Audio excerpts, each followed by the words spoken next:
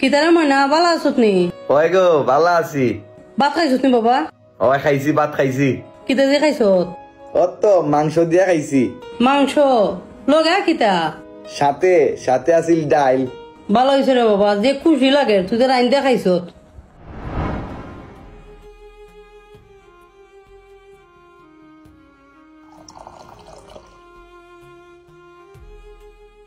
তোরে লই আমরা অনেক খুশি রে বাবা, খুব খুশি লাগে রে বাবা তুই বিদেশ গেছত।